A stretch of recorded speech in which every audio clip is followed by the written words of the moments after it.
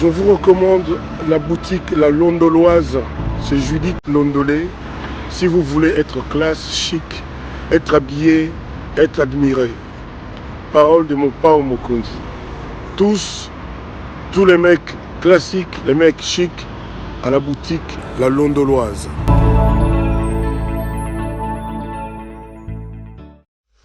Madame, Messieurs, bonsoir et bienvenue à ce nouveau numéro de l'émission d'Écrit Info, ce magazine d'analyse d'actualité politique et sociale que nous avons lancé ici à CPL Télévision. Nous trouvons des questions importantes qui retiennent l'actualité dans ces deux domaines et on les met sur la table et nous tentons de leur donner une explication et une forme.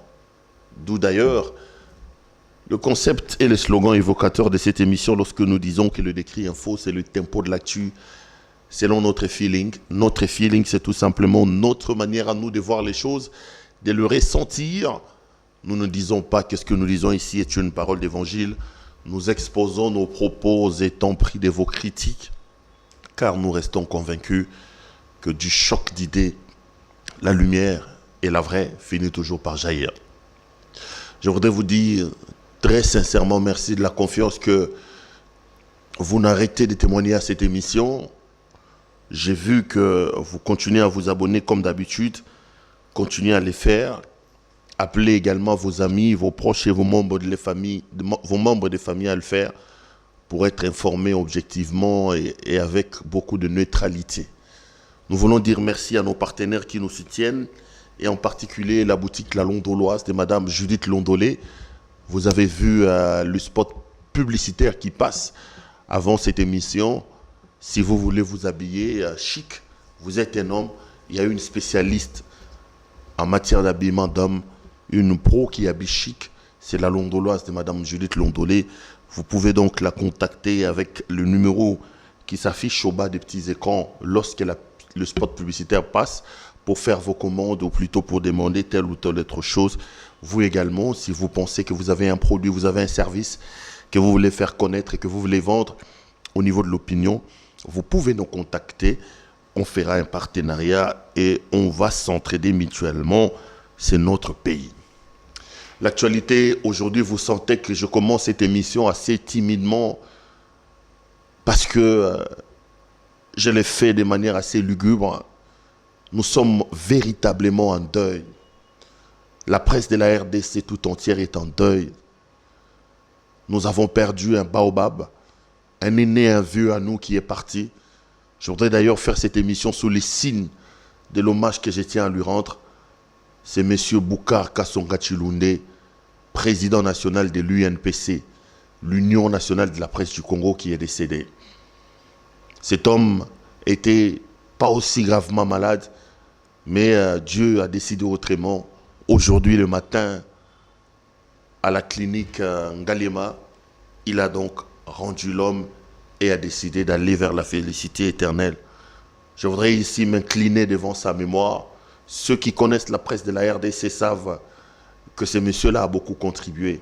Moi-même, personnellement, il m'a beaucoup aidé. Vous le savez, avec notre manière de voir et de faire des choses, nous ne faisons pas que des erreurs. Il y a beaucoup de gens qui sont réfractaires au changement, qui ne comprennent pas que la liberté d'expression, la liberté de presse fait partie des socles d'un pays de démocratie, ou plutôt d'une démocratie.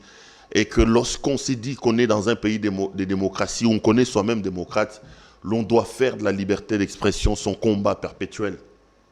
Lorsqu'il nous est arrivé d'avoir maille à partie avec certaines personnes qui d'habitude ont instrumentalisé la presse, nous avons largement obtenu le soutien de M. Boucar Kasonga Chilunde. J'étais récemment avec lui à Mwanda, lors du congrès qui a vu les journalistes du Congo renouveler leur confiance à M. Kasonga Chilunde, qui l'ont réélu président pour un autre mandat de 4 ans. Aujourd'hui, donc, il a rendu l'âme. Je voudrais très sincèrement lui rendre les hommages les plus mérités. Vous allez souffrir que de temps en temps, je parle de lui lors des émissions prochaines, parce que c'est quand même quelqu'un qui a tracé les sillons dans lesquels nous sommes en train de nous engouffrer aujourd'hui. Je te tire donc mon chapeau, cher aîné, va en paix. et que toutes les œuvres, les bonnes œuvres que tu as accomplies sur la terre des hommes puissent te suivre. Je reviendrai de temps en temps sur l'homme et je vous tiendrai au courant du programme des obsèques une fois que ce programme sera publié et programmé. L'actualité dans le pays reste encore dominée par les consultations lancées par le président de la République. Félix-Antoine Tshisekedi, depuis le 2 novembre dernier, a lancé les consultations, mais ces 2 derniers jours, le président n'a pas reçu, parce qu'officiellement, le président de la République n'est pas à Kinshasa. C'est un voyage officiel, mais que la présidence de la République n'a pas voulu rendre public. Selon nos informations, le chef de l'État a donc fait un déplacement vers l'Angola, dans un cadre de souder les liens avec les pays, ses pays frères, mais aussi et surtout pour expliquer la démarche des consultations. Je suis heureux, les amis, parce que des consultations, plutôt des enquêtes que j'ai menées comme journaliste, je sens qu'il y a une sorte d'exaspération dans le cœur de Félix-Antoine Tshisekedi. J'ai dit ici, dans certaines des émissions, que Félix avait un défaut majeur à mon point de vue. J'avais l'impression qu'il ne se comportait pas comme un homme politique.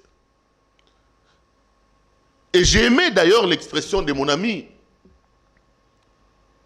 Israël Mutombo Sango qui lui disait « Monsieur le Président, tu es trop bon » dans cette alliance contre nature qu'il a signée avec Kabila. Mais là, il nous revient que c'est l'exaspération totale. Ceux qui les fréquentent commencent petit à petit à délier leur langue pour dire que nous sommes dans un chemin d'irréversibilité, qu'il ne reviendra plus derrière, qu'il s'est rendu compte que lui n'avait que la bonne volonté qu'il opposait à Kabila, alors que Joseph Kabila, de son côté, il avait la ruse et la politique. Il a mené cette tendance à être un enfant de cœur devant quelqu'un qui a appris la politique sur l'État et qui avait l'étoffe de l'homme d'État. Et il s'est vraiment rendu compte, à mon point de vue, qu'en gardant cette posture-là, il était en train de creuser sa propre tombe. Et l'exaspération a fait qu'aujourd'hui, il est en train de changer de cap. Ça, c'est une très bonne chose. Et ce n'est qu'un petit rappel, parce qu'aujourd'hui, je ne viens pas parler de ça. Je suis venu pour vous parler de l'arrestation du directeur général de la Régie des voies aériennes, Abdallah Bilengue. Et ce changement de cap est une très bonne chose, parce qu'il permettra, s'il réussit le coup,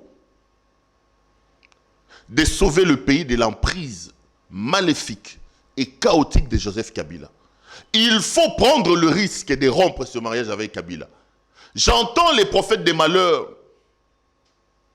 Beaucoup de gens dire que vous ne savez pas quand vous savez quand les problèmes commencent, mais vous ne pouvez pas prédire quand ça se termine.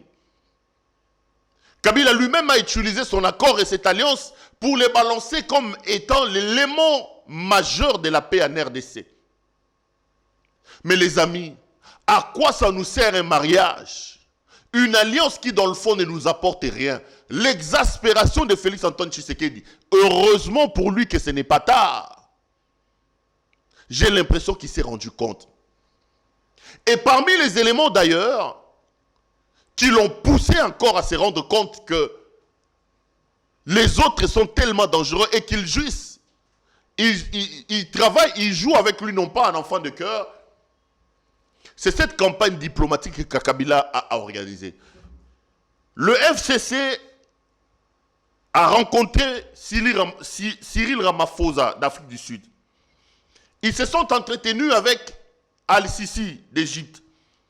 Ils sont allés rencontrer Lorenzo. Ils ont écrit au président de la SADC, relevant le fait que pour eux, le président de la République est en train de mettre le pays en danger. Ils ont pesé de tout leur poids pour que les consultations s'arrêtent. Et aux dernières nouvelles, une contre-offensive a été également organisée de la part de Tshisekedi pour aller expliquer aux autres. J'ai rié même avec quelqu'un qui m'a laissé entendre que lorsque les émissaires de Tshisekedi sont arrivés en Égypte, ils ont dit au président Al-Sisi, monsieur le président, mettez-vous à notre place. Le président de la République organise une cérémonie. Il convoque les ministres de son gouvernement. Parce que soit dit en passant ici, que le gouvernement fait partie de l'exécutif. C'est d'ailleurs le gouvernement qui est l'exécutif. Et que l'exécutif a comme chef le président de la République. Le Premier ministre est le chef du gouvernement, mais le chef de l'exécutif, c'est le président de la République. Le président de la République organise une cérémonie. Il convoque les ministres qui ont été nommés par sa signature sur ordonnance prise par lui. 75% de ces ministres-là refusent l'invitation du président de la République pour obéir à un ordre donné par un chef, une autorité morale.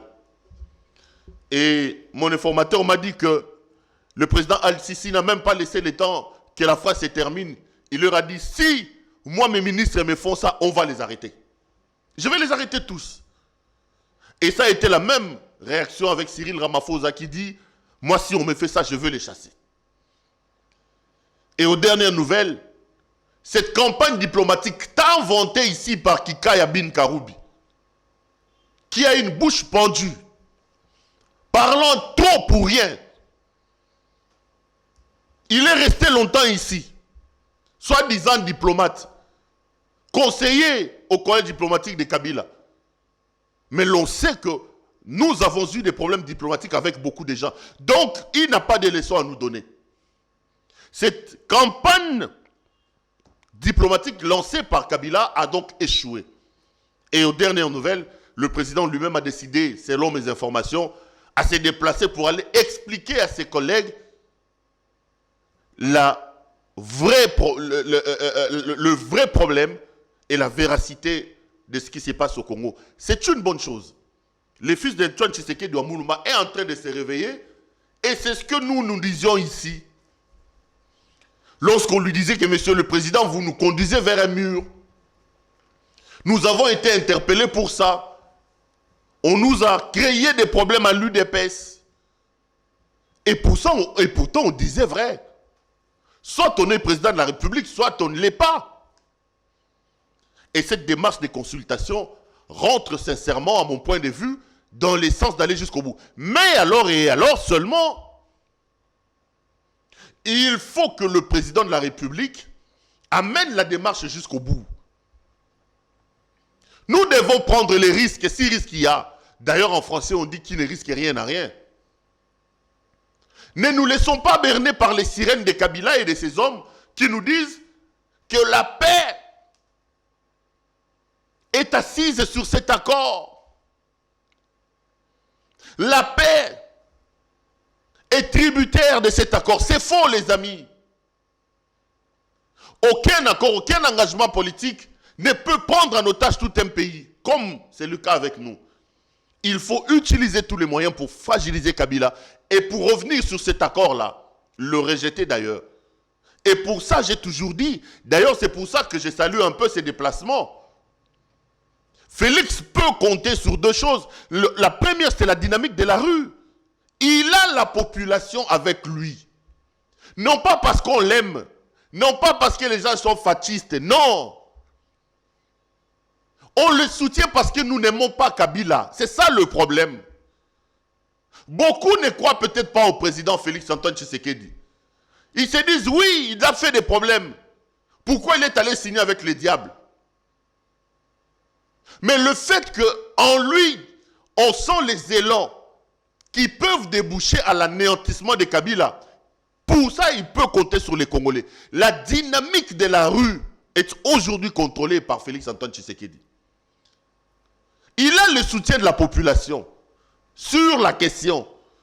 Parce que Kabila, c'est un homme vomi.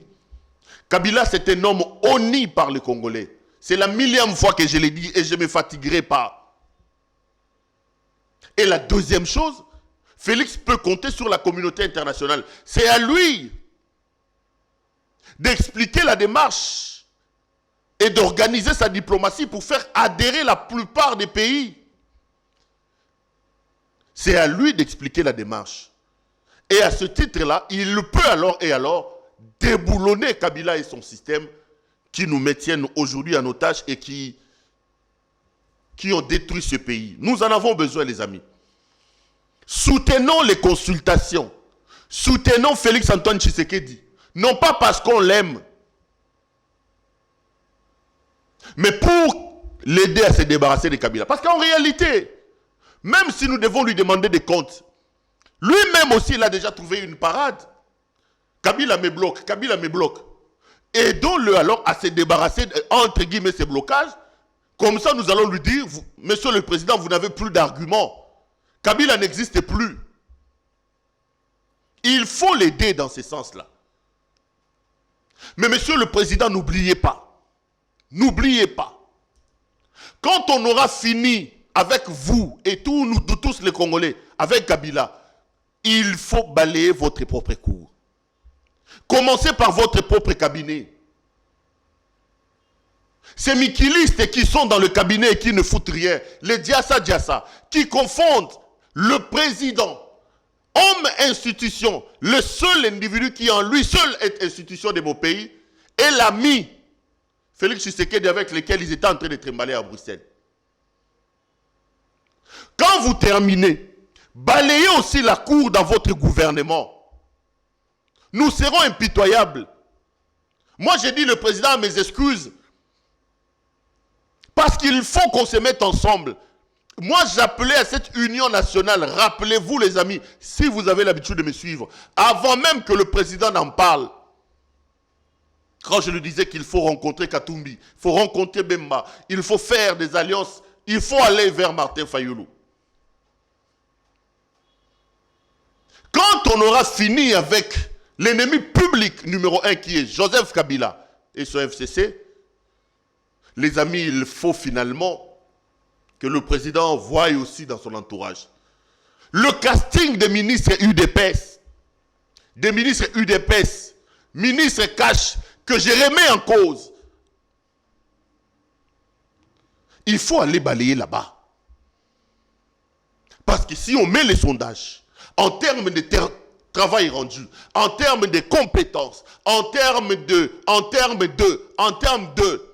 je suis clair avec le président de la République, en vous regardant droit sur l'objectif de ma caméra, le casting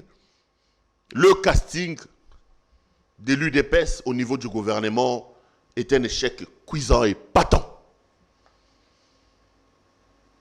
Le président, on finit avec plutôt avec Kabila. Nous revenons avec vous. Vous rentrez chez vous à la maison, vous balayez parce que nous serons impitoyables avec vous. Nous, population, nous vous accompagnons dans l'anéantissement de Kabila. Après, nous allons vous demander des comptes en vous disant, Monsieur le Président, la parade est partie. Vous n'avez plus à nous dire que Sélé Yenengouli bloque, parce que Sélé sera balayé avec Kabila et son FCC. Vous n'avez plus à nous dire que Mabunda bloque parce que Mabunda sera parti. On n'aura plus à dire que Tambwe Mwamba, qui a des problèmes avec Bijou Goya, parle parce qu'il sera balayé avec Kabila. On va vous regarder dans le droit. On vous dira, Monsieur le Président, nous avons besoin de l'eau, nous avons besoin de l'électricité, nous avons besoin de l'amélioration de nos conditions. Mais terminons d'abord avec cet homme de Kingakati qui nous a fait énormément de mal. Mandeko, l'actualité aujourd'hui dans le pays, c'est l'arrestation de M. Abdallah Bilengue, directeur général de la régie des voies aériennes. Ici, sur ce plateau, je disais au président de la République, comment est-ce que vous avez pu reconduire M. Bilengue? Sur ces messieurs pesaient beaucoup de problèmes et beaucoup de Congolais ne rêvaient que d'une chose. C'était son départ, son limogeage. J'ai été scandalisé, moi, Claude Perrault-Louara. Lorsque j'ai vu plutôt que l'on avait décidé de reconduire M. Abdallah Bilengue comme directeur général de la régie des voies aériennes. Au moment où je vous parle, Abdallah Bilengue partage la chambre là-bas avec Jamal. Il semble qu'ils sont dans des chambres voisines. Jamal Awa, Abdallah Bilengue a Okeikuna, Jamal a terrible. Si tu le touches, il tombe, il meurt. Fais attention au voisinage, monsieur Bilengue. Tu es voisin des chambres de Jamal. Jamal est fragile. Si tu le touches, avec le go pass que tu risques de demander là-bas à la prison, il tombe, il meurt. C'était pour rire un peu les amis, et les sourires fait toujours du bien. Mais Abdallah Bilengue a fait quoi, les amis? La justice lui reproche un détournement. Cet homme, pendant plusieurs années,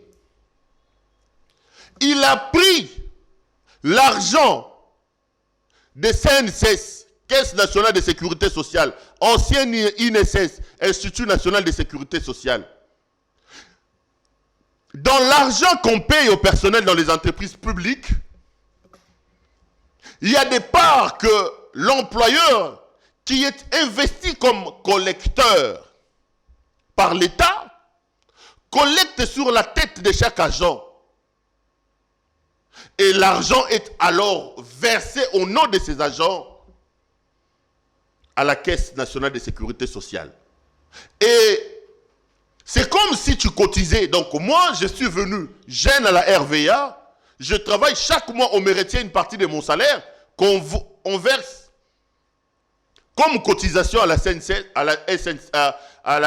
au CNSS, à la CNSS parce que c'est une caisse. Et quand je veux vieillir, je vais commencer à toucher des rentes là-bas parce que j'avais cotisé, j'avais contribué. Mais voici la méchanceté des hommes qui ont accompagné Kabila.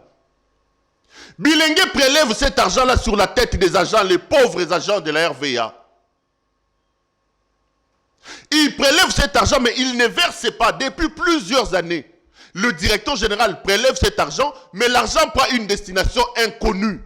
La justice parle d'environ 15 millions de dollars américains. Ozo kata batu mbongo, ologe noko futa ngona INSS, ozo zo mbongo ano soko gbola, ozo ko gbola. Donc tata wana, selon la justice, tata oyo Abdallah Bilengue, il va prélever bandeko o motema mabe ya ndenge nini. Des vieux papas qui rendent des services sans un salaire confortable et capable de leur permettre de nouer les deux bouts du mois. Ils voient une partie de leur salaire être retranchée, croyant qu'ils sont en train de payer la CNSS. Et qu'à la fin de leur vie, de leur carrière, ils pourront aller commencer à toucher des rentes. Non. Abdallah Bilengue retire cet argent-là. Aujourd'hui, il est poursuivi parce que on parle de 15 millions de dollars américains qui ont pris une destination inconnue. Je rigole. J'ai un ami à moi qui m'a dit qu'il y a certains proches d'Abdallah Bilengue qui disent qu'il n'est pas le seul. C'est un acharnement. Ils veulent lancer une grève de faim. Papa, maman, veulent lancer grève de faim. Parce que c'est tout simplement de la méchanceté, ça. Mais pourquoi ces gens font ça? Parce qu'ils sont tout simplement membres d'un régime de triste mémoire de Kabila. La plupart des directeurs généraux que vous voyez ici, Kabila et ses caciques les ont transformés en des vaches à lait. Bilengue là doit rétrocéder. Ce sont des argentiers de la Kabylie. Ils souffrent, c'est comme ça qu'ils sont obligés de voler. Tels que vous les voyez ici. Ils ont besoin de parapluies. Qui ici doit verser autant à Chadari? Tel doit verser à Néhémie Moulania. Tel doit verser. C'est ça le problème.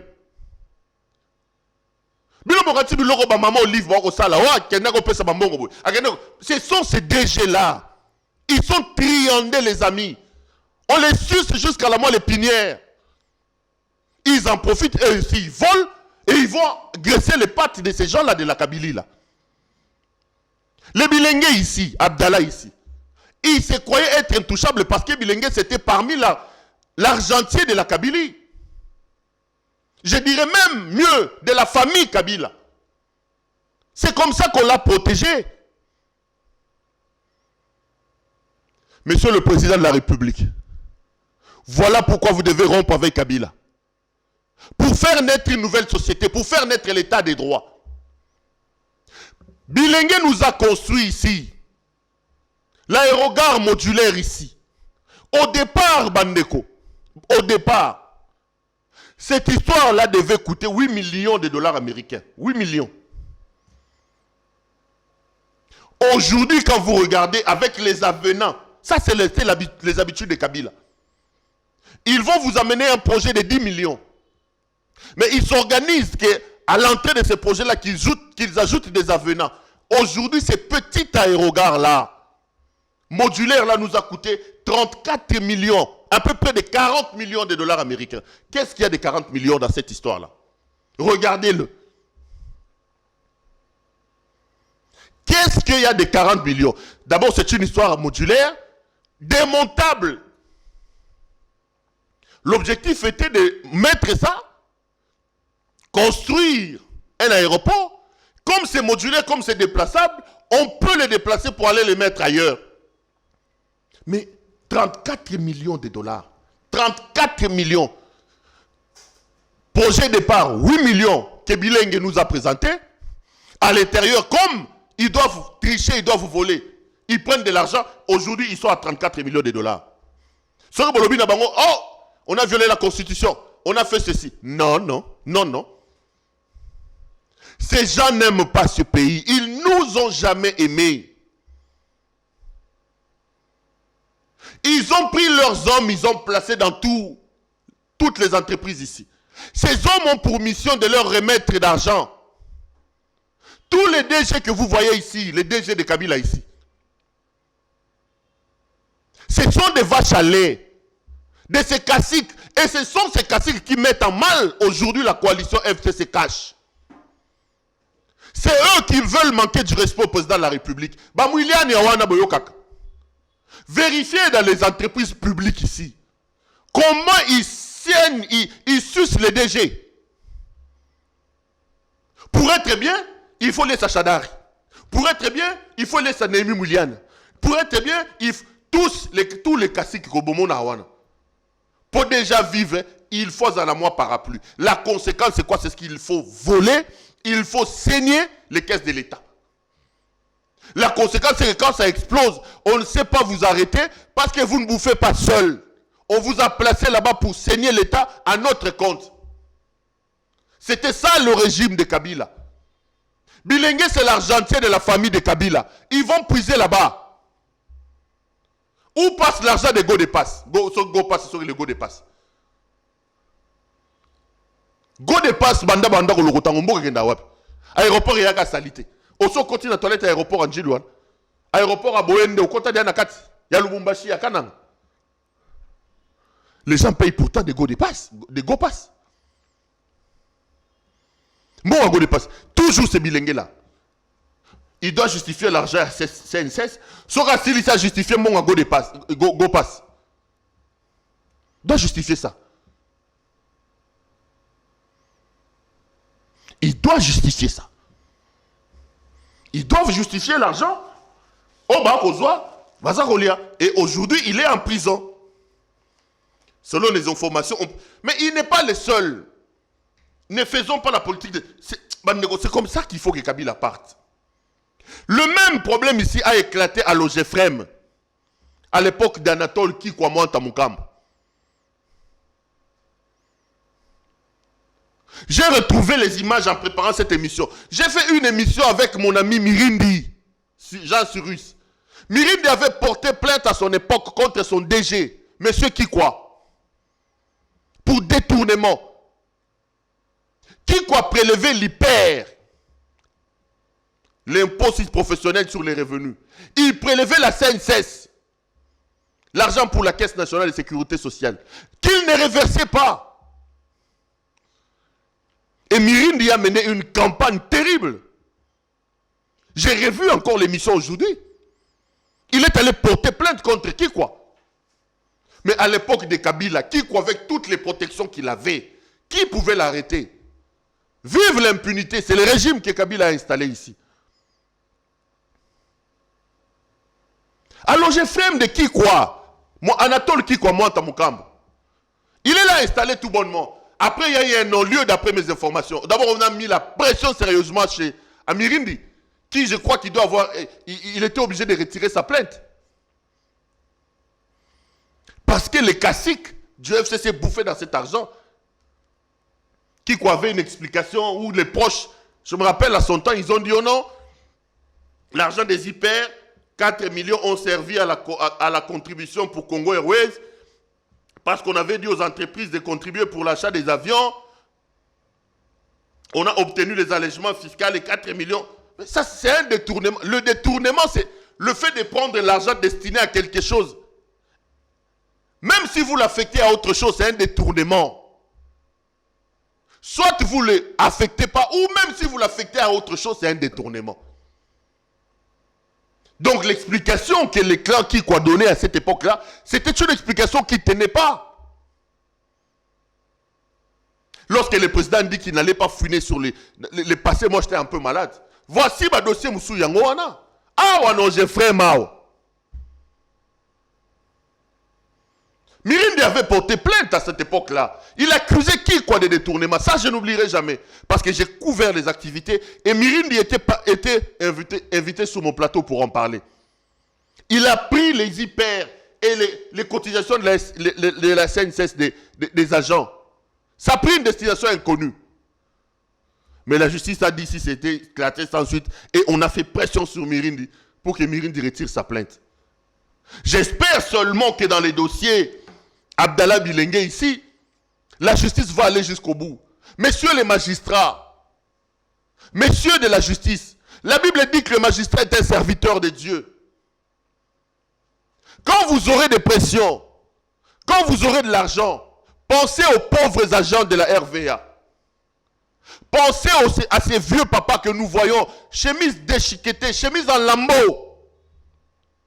Chemise va appeler ça bango ya bleu et comment pembe.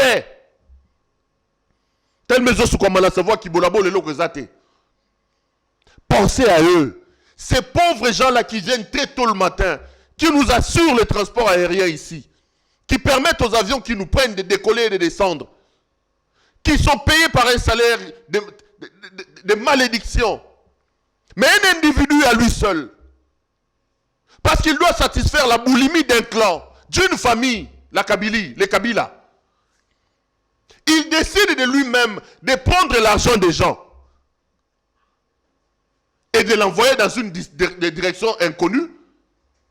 Vous êtes magistrat, vous voulez laisser un homme comme ça. Si vous le laissez, vous-même et lui, Dieu vous jugera. Il doit payer, il doit rendre des comptes pour ce qu'il est en train de faire.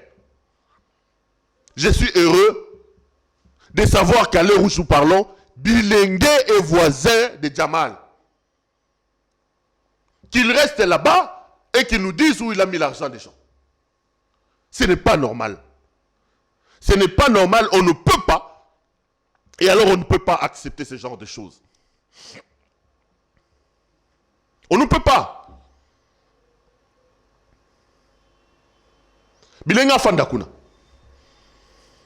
Donc l'homme a décidé de lui seul de prendre 15 millions de dollars américains, de l'argent destiné aux hyper,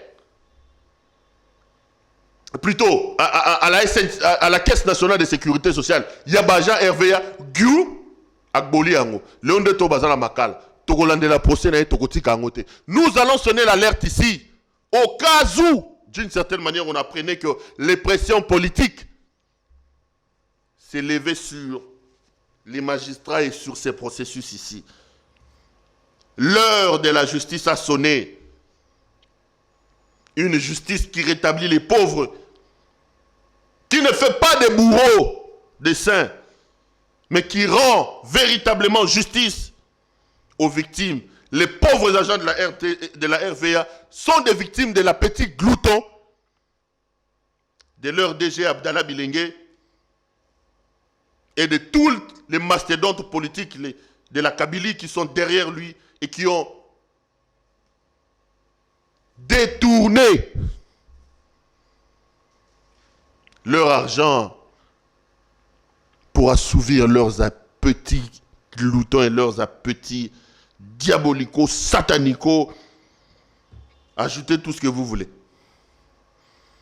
On va continuer à suivre. Les amis, j'ai été heureux. Pas heureux, mais bon. Toujours un plaisir de vous retrouver pour cette émission qui, il y a des fois, rendait hommage à mon vieux Kassonga Chilone, mais qui parle d'un dossier qui fait mal au cœur.